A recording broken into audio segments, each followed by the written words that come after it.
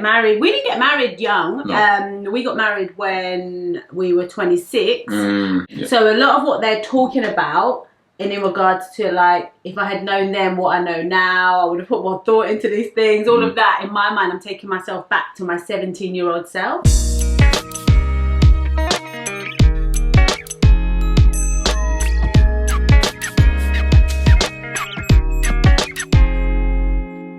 Hey guys, welcome back to the channel. I'm Ahmed. And I'm Ruth. And there are 3 people missing today. They sure are. Our daughter Saffron, our son Junaid, and our son-in-law Daniel, who's gone back to the UK to desert us, basically, to live his best life. To live his semi-best life. Semi-best life without us. Today we are going to be doing a reaction video. We've wanted to do reaction videos, but we weren't sure what to react to. That's it. I don't think we knew whose videos to react to. Yeah.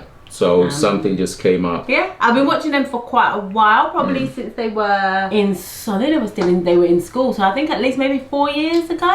Yeah. 5. They've been married 5 years, so maybe 6 or 7 years I've been watching them. Yeah. And they're a Christian couple, so I think the foundations of their relationship is based around Christianity. So I think that's going to be an interesting take as well. Ahmed grew up Muslim, and I grew up Church of England. So very different backgrounds, and I think it'll be interesting to see kind of another perspective on marriage and relationships and things like that. So without further ado, let's click the play. What's going on, guys? Kaelin and Kyrah here. Today's video, we're just going to be updating you guys on our 4 years of marriage after getting married at the ripe old age of 19. I can't believe we did that.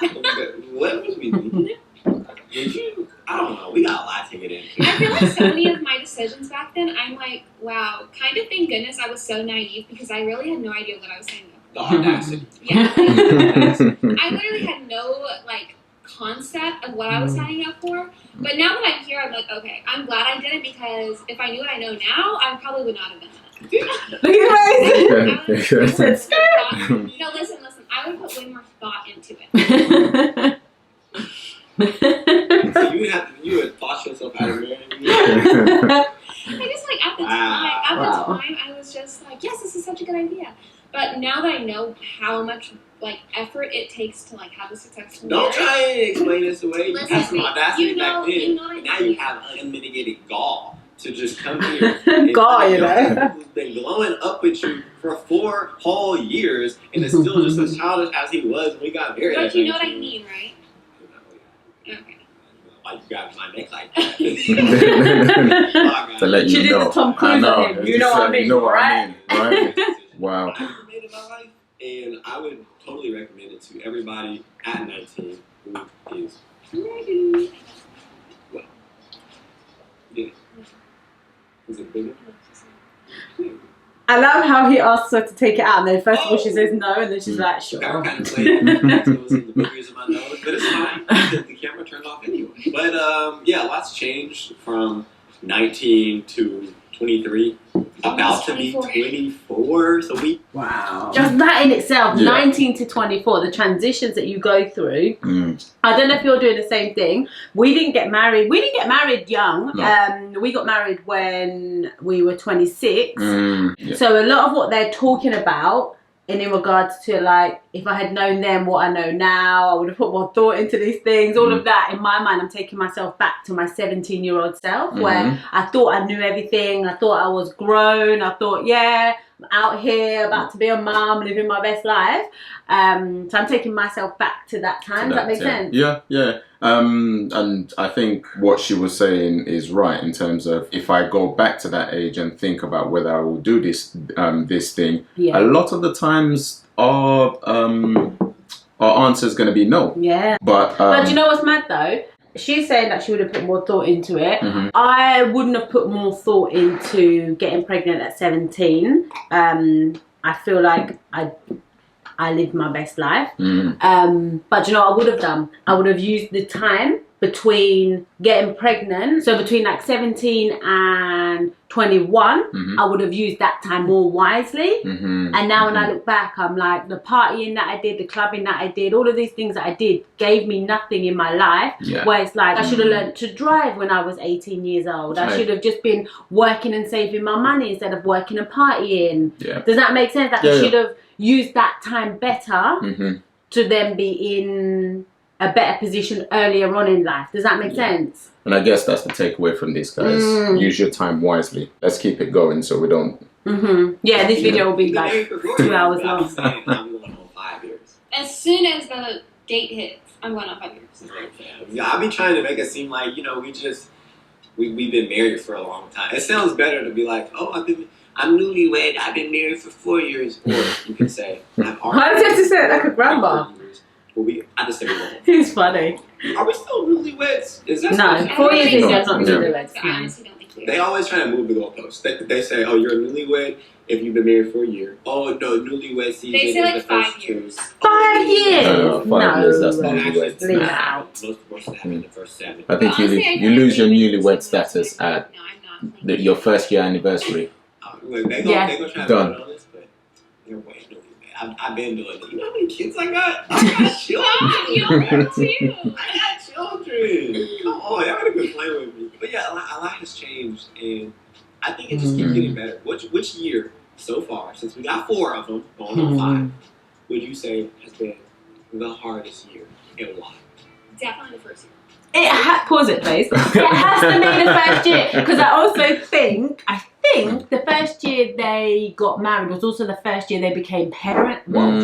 They became parents as well. Does that make sense? So in 1 year, you go from living in your parents' house to living together to seeing this person every day, seeing them first thing in the morning, and they didn't, I'm assuming, have relations prior to them getting married. So it's like everything was new, everything was different. Does that make sense? So that first year is going to be tough. The person that you kind of date, and then you go on a date, and then you go to your house and they go to their house, and you have your time apart, and then you miss them and you're on the phone, is completely different to when they're in your space 24/7. Yeah. And I think this was the part that I got to, because I remember their faces. And then when it got to this part, which is the best year for you, that's when I sent the video to you and I said, let's react to it. I saw their answers and I saw that it was like, oh, well, it was right now. And, you know, and I thought, that's interesting. It's, would right now be the best year, or would you have had the best year, or is the best year to come? Or so it was just like, okay, what's your best year so far? 2008 to 2009. That year that we were getting married. Yeah. That was. But I feel really guilty for saying that though, because but yes and no, far out. Yes and sorry, go on, carry on. No, go ahead. Sorry, no, I get carried away. For me, that was the best year. That was the year that I felt like I had grown up. That was the year that everything was... We weren't playing anymore. We weren't playing.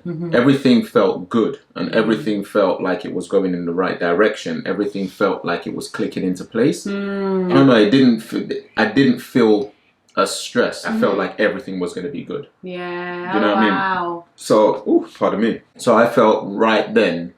No, you feel settled. And from then, I haven't lost that feeling. So. Okay, yep. So it's been a long 2009 for me. Yeah. Do you know what I mean? Yeah. I think the exact same year, which is really interesting, because I don't think we've spoken about this before. No. And that's so interesting. No. The exact same year. But then I feel really guilty saying that, because then it's like, I don't want Saffron to ever perceive that as, the best time of your life was when Junaid was born, because it's not because he was born. Does that make sense? No. But then when I look back, I'm like, 2000, 2001, 2000 didn't tip over to 2002. 2000, 2001 was also a good year. Do you know what I mean? And I feel like I felt that sense of peace then as well, if that makes sense. But 2008, 2009 is a weird one, and I think I'd probably choose both of them. And because my mum also passed away, like I think it was 6 weeks before I had Junaid. Unexpectedly, we didn't know. She just passed away. So that's obviously the worst time of my life. But then coupled with having Junaid, we got married in August. Their mum passed away August, September, October, November, December, January. Mum passed away 5 months after we got married. So in January, and then Junaid was born in February. Yeah. So there was a lot going on. There was much going on, which is probably why I wouldn't choose it as my. It is my favorite. It's one of my favorite years in a long-winded way. I think I'm saying. Yeah. All right. Well, we'll keep going. If you're still here, make sure to like the video. And we're not sure who you are, so make sure to go down the comment section and introduce yourselves as well. And if there's any videos that you would like us to do, for us to talk about, put that in the comments down below as well. And let's go. Hardest. Okay, I think the first year I didn't realize how hard it was until maybe like a year ago. I was like, oh yeah, that. When you reflect back. They don't have to read about that one. I don't even get it. They got a book as well. Yeah. I'm going to buy it. That might be most of the book. The book may be for people that are like dating, engaged, or newlywed. If you want to know what marriage is. So it's not for me. That's what you're saying. Fine. We're 25 years deep, hey, for you, Moo. That's it. I think in terms of how long we've been together, it's... I feel like we were so... I always think there's something to learn. Yeah, always, yeah. Yeah. Babe, I think we're in our guffy right now. Yeah, I think the last year has been best. I honestly think that I always see people like, oh, I just love you more and more every year. And the first year I was like, I don't know. I don't know if that's possible. Yeah. But I feel like now I'm like, wow, I totally understand now that we've had 4 years to look back on. It really does get so much better every year. But not just by happenstance, not just be like, oh, we just love each other even more. I feel like we have grown so much in communication, and I know that I've grown so much more in communication. Like, I'm able to tell you, look, this is what I'm upset about, and not like have a full meltdown. Just as an overarching thing, I just feel like we've really grown. Microphone kicked in. Yep. Like, taking vows is a covenant between not only you and your spouse, but a covenant between you, your spouse, and God. And when you're 19, sometimes you don't really understand what it's like to keep your word.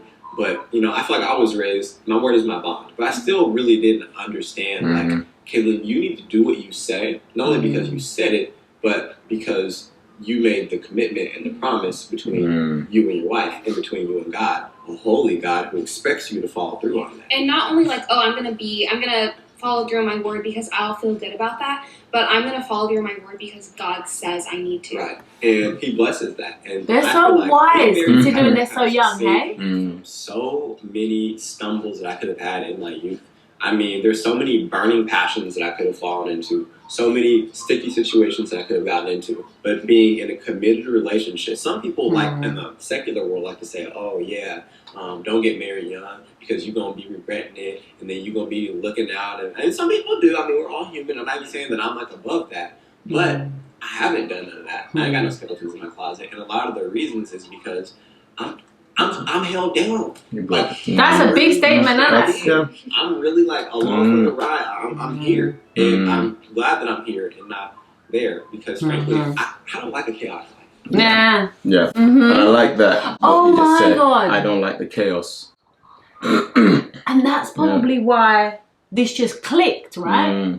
And this just worked because we both had a certain amount of chaos in our childhood. That it's like we were each other's stability or each other's consistent. Like, I think I remember you saying that you were sad to leave the UK. So we left the UK 2 years ago, and I remember Ahmed telling me he was sad to leave the UK, obviously outside of like his brother, which is like the closest person to you, like they've grown up together, right? But outside of kind of blood family, I remember him saying that he felt really sad that he was leaving his football coach, which I suppose we would say, like, some people would be like, okay, Ahmed, calm down. But then when he kind of explained it to me and we kind of reflected back, he was saying that his football coach and me were literally, obviously outside of his brother, were his only consistence throughout his childhood. In regards to being there, being in the UK, being able to call and be like, I need this, I need help, can you do this for me, can we do this, and that's a youth worker, right? That's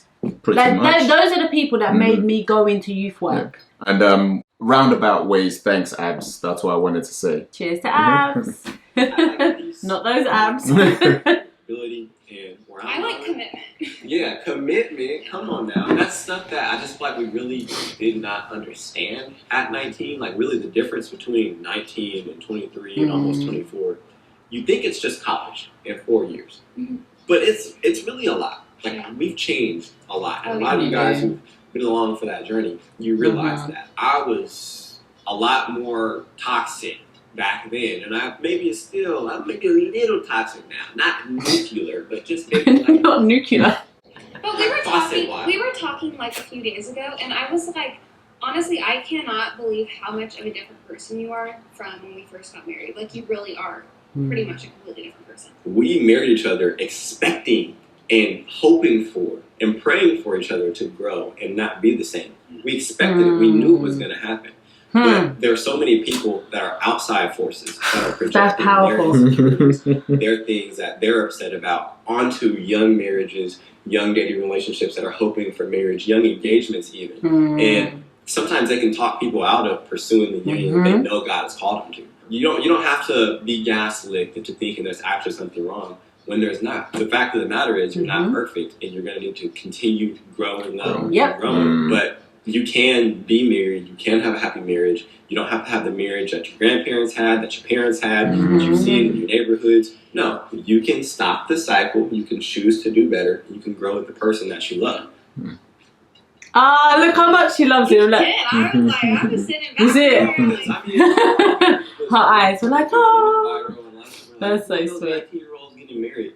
And if I was listening to them, I could have been like, yeah, who are we to get married? And a lot of what they were saying was right. But here's where it got you. Where you thought we were going to stop in terms of growth and immaturity, we've actually grown past. And the reason that I love being married young is we committed to each other growing. Just because we got there doesn't mean we stopped there. So we got married at 19, but I didn't stay in that mindset. A lot of people don't want you to keep growing. They don't want you to get better. They don't want you to do better. They'll critique you. They want you to do better. They just don't want you to do better than them. But your spouse doesn't treat you like that.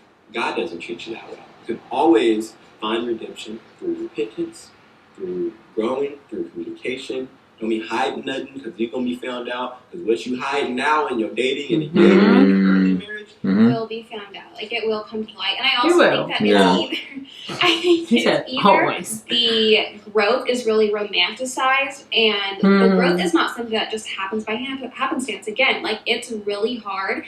And word of the day, happenstance. Okay, word of the day, happenstance. Thanks, Kayrah. Also, she just hit the nail on the head. I think one of the things for me that I find the most, and the thing is, people are, I'm getting excited right now. Because it frustrates me, right? The thing that people say a lot of the time, and I think they're trying to be complimentary, but I take it as an offense when they say, you guys are so lucky. Or like, if I've got friends that are going through it with a guy, you won't understand because you've got Ahmed. And it's like, well, first of all, you don't understand because I contributed to making him the man he was. He didn't come as this ready-made package. I didn't come as this ready-made package that we just, you fit together. Like, I find it insulting that people say you're lucky. And it's not that you're lucky. And I know people don't mean offense to it. But I take offense to it because then you're kind of you're poo-pooing all the hard work that we've done to get here. By saying it's luck. Well, it's not. People say that we're lucky because they don't see, like you said, the back end of everything that's going on and everything that's been and gone on. When people see you, it's usually when you are happy and, you know, all smiles and those things. We don't let those things fester either. No. Or we try our best not to let those things fester or continue to take hold of us. Yeah. So we try to deal with it and let it go. And cuddle at night time. I cannot doubt or undermine how hard and how much effort it takes to actually grow in an area of your life or to be called out in that area. Like it's hard. Because you just said to be called out. It's really hard and it's very like vulnerable. Like you literally just feel like naked in front of that person. That's why I love this guy. the definition of what love really is. I know that our society has tried to take that word captive and define it as something that is real fluffy and subjective, but we don't go off of society's definitions. We allow the Bible to define things that it defines. The Bible defines love not as this Greco-Roman romanticized thing that you can fall into and subsequently fall out of. No, the Bible defines love as patient, kind, does not boast, is not easily offended. There's a commitment there. I'm choosing biblical love in my relationships. Yeah. You're choosing what? Biblical love. That's what it is. It's a choice. It's a choice to be patient, kind, does not boast. It's a choice to not boast. It's a choice to not be easily irritated. These are choices that we make. The easily irritated part. Choosing to fall into something. You have to choose not to fall out of it. I'm here to support. Otherwise, you just I've got lots of things to try and irritate you. Test my strength. And I'm just here to say that I think that we're doing good. There have been times where we haven't been doing great. Do you know what?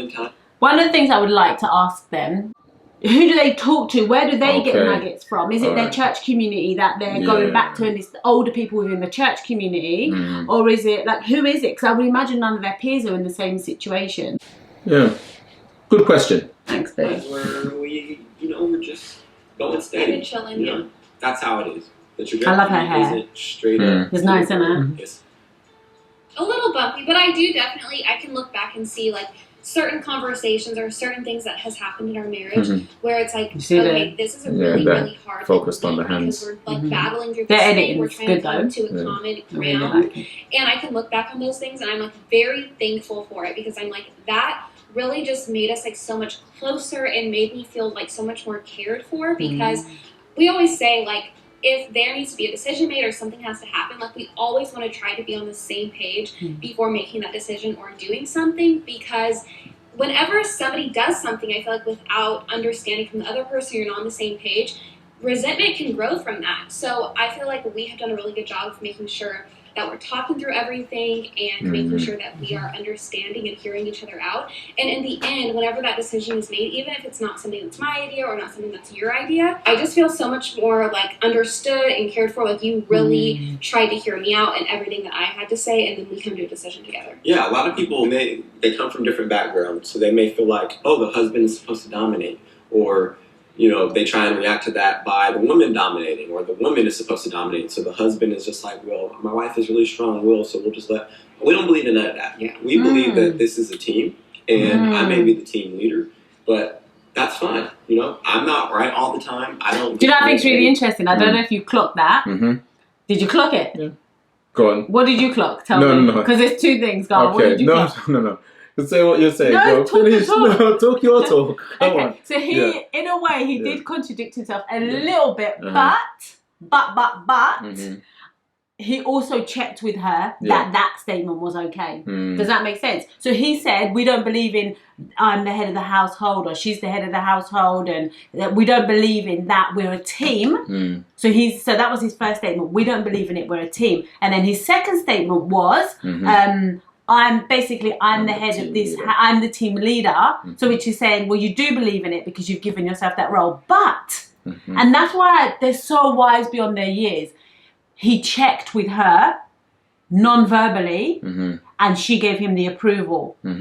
So they are a team. Does that make sense? Well, I think some people could watch that and be like, well, you just said that you don't agree with that, and now you're saying you're the team leader. But his body language checked with her, that's okay, and her body language said, babe, lead this team.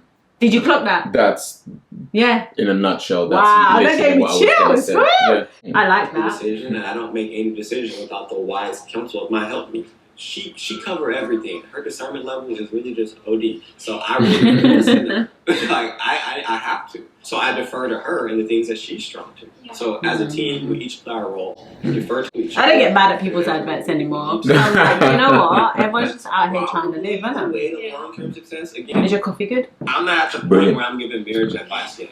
So don't ask me. But you are. I might be able to start giving some dating. See, without realizing. So everything that they've just said here is advice. Yeah. But it's not directed to you as in do this, do that. Do this, do that, and it will work. It's this is what we've done in these certain circumstances, and it worked for us. So you can either take it and try it out and see if it works for you. Throw away what you don't want or what you don't need, what doesn't work for you, and keep what works for you. That is the advice. I think a lot of the times is people, from my experience, tend to want to go and tell you what to do. They're giving us advice without necessarily telling us what to do. So keep talking about your lives, and you know, people will take from it what they want. Advice, because you know your boy is like at a newlywed. I can't tell you, you know, how to propose and get engaged, and maybe we can talk a little bit about, you know, the first few years of marriage. But beyond that, I would say that is the main thing, though, like coming to decisions together, because the fruit that comes out of that is not only like, oh, we made a decision together, great, we can work together, find somebody that you can work together with, but it shows that you can solve problems together. So when the next problem comes up, you can remember that thing and be like, okay, we came through that, and I remember I was crying, I was hurt, we were not on the same page, it was a little bit chaotic, but we came through the other side, and I remember I felt so loved and understood and heard and cared for and like protected in that way. So I know that we can get through it again. So when that next problem comes up, it's like, okay, we're about to go into battle right now with this issue, but I know that I've seen us before come through on the other side even closer. So with that, if you guys are just interested in more casual conversations like this, I don't believe that we'll do this too much on our channel going forward, but that's because we started a podcast, or maybe it's not started yet, but it will be started. You guys can look forward to that. You guys can go ahead and check it out whenever it's launched and be ready for it. That's what we'll be having, more conversations like this, where we're talking and growing together through actual real life, like not trying to be one of them tokenized couples where ain't nothing wrong, but like, nah, this is what happened this week, this is what's going on in the world this week, how are we going to apply it? Can I just, sorry, this is so off topic, but I love it when you hear in language the UK influence in other countries. Does that make sense? Because I think growing up in the UK, it's like so much like America influenced so much.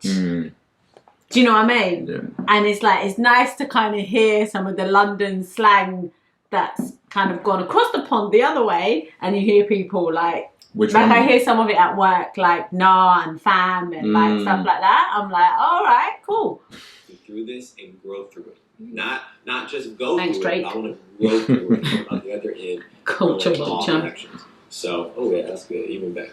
Anyway, guys, thank you so much for watching this video. If that's something you're looking forward to, let us know in the comment section below. Maybe some topics that y'all want to hit on. Maybe some things you've been wanting to hear our opinions on that we just haven't shared for whatever reason. We want all the smoke. We're going on. You say we want all the smoke? Yeah. See you guys next time. I really enjoyed that. They're just old souls, aren't they? They're so wise. Bless them. They're doing really, really well. It reminded me of our journey to a certain point. In that we are hitting similar milestones. It might not be in the same context and everything, but we're very much the way how we think, in that we're a team and so on and so forth. What was your takeaway? Yeah, no, I think it was really good. I think one of the big takeaways was you guys are a team and you're a unit, and don't necessarily let all those external influences influence your relationship and where you go, because the people who will always want to give advice, right? Yeah. Anyways, guys, thank you very much for watching this video. Click the like button. If you haven't, what are you waiting for? Leave a comment, introduce yourself. Come back later. This is going to be a relationship. Yeah. We're going to be here for a while. We'll be here for it, and eventually you'll commit. So make sure you like, comment, share, and subscribe. And we'll see you in the next one. We will. Bye.